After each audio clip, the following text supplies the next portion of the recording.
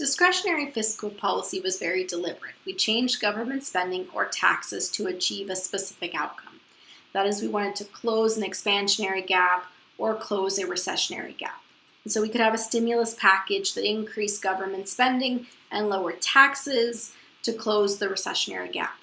We could try to curb inflation by lowering government spending, increasing taxes would decrease aggregate demand and slow down the economy. So it's discretionary fiscal policy, decisions that we make very deliberately to reach a certain desired outcome for our economy. Automatic fiscal policy are procedures that we put in place that automatically happen without us having to intervene to help smooth out the business cycle. So here we have the instability in the market, right? We have periods of expansion, a peak, contraction, and trough.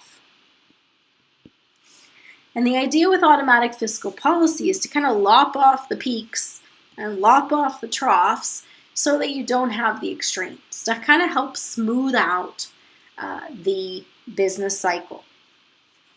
So let's look at how those automatic fiscal policies work. Let's just create a list here. All right, so let's look at some examples of automatic fiscal policy.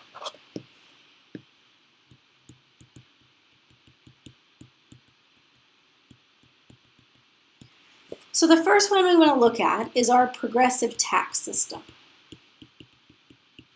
We have a progressive tax system, meaning that the more income you make, the higher a tax bracket you are in.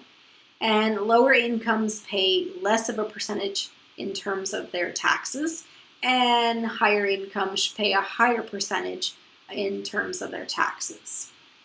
So let's look at what happens during an expansionary period.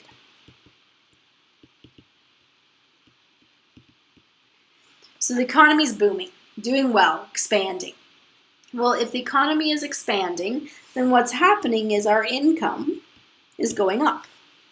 And if our income is going up, then that means we get pushed into higher tax brackets. And so now we're paying a larger percentage of our income in taxes. So what does that mean? That means you have less money in terms of disposable income, money left over in your pocket, to spend. So when the economy is booming, we pay higher taxes, which gives us less money to spend and kind of helps slow down the economy that's growing too fast because you're not spending all the money that you're making. You're having to give more of it to the government. During a contractionary period,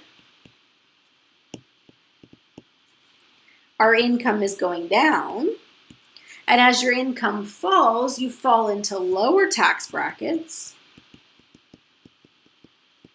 And as we fall into a lower tax bracket, then we're going to pay less of a percentage of our income in taxes, which means we get to keep more of our money. And so that contractionary period is not as bad because we get to keep more of the money that we're making so that we can still spend it. So you can see with our progressive tax system, it attempts to lop off the top and bottom of the business cycle, because if the economy is booming, you don't get to spend all that money that you're making. You're going to pay more of it in taxes. And when the economy is not doing well, then your taxes are going to fall, so you get to keep more of that money. So it makes those two extremes not as extreme. All right, let's look at the second example of automatic fiscal policy, and that is government assistance to industries like agriculture. Let's redo this. Assistance to agriculture.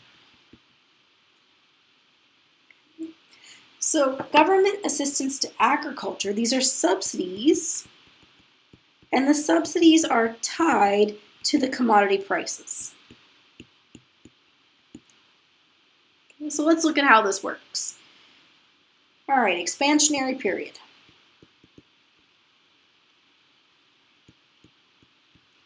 During an expansionary period, economy is booming, income is going up. Oops. See if we can't get that back. Come on. Seem to have lost our notes here.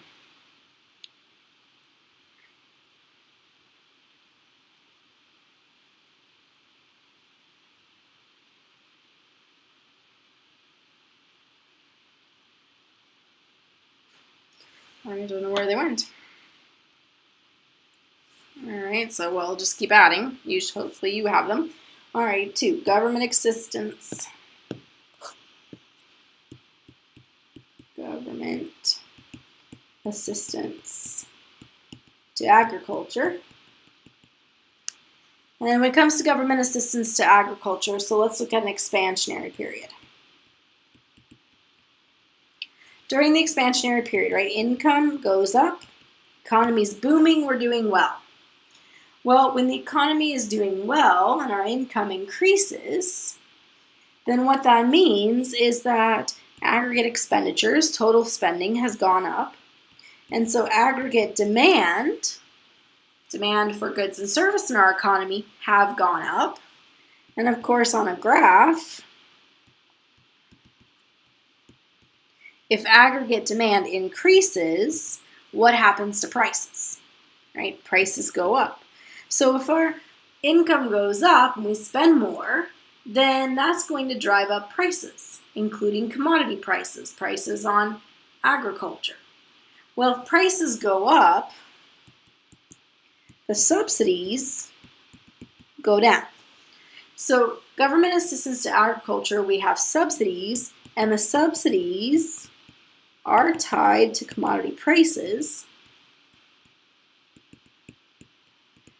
When the subsidies go up, when commodity prices go down, and subsidies go down when commodity prices go up.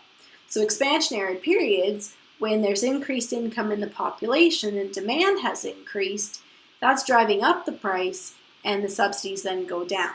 So then the farmer is no worse off because they're making more off the sale of their crop, and so they don't as much need the government subsidy. During a contractionary period,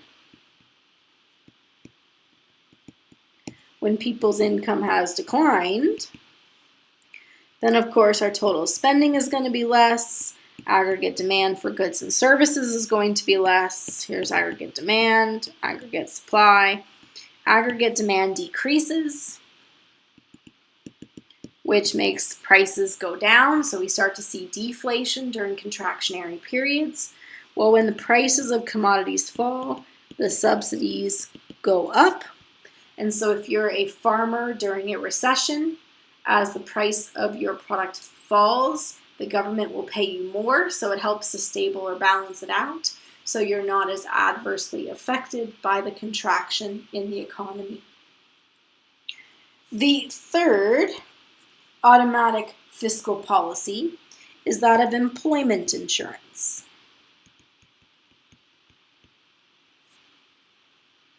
So think about how employment insurance works. When you're working, you pay into employment insurance, and if you get laid off, you pull money out. So it helps to smooth out the business cycle because in the expansionary periods, more of us are working. So if more of us are working, then we're paying in. And then during contractionary periods, people get laid off, and so there's more pulling money out. And so it helps to stabilize or make that change in income not as bad.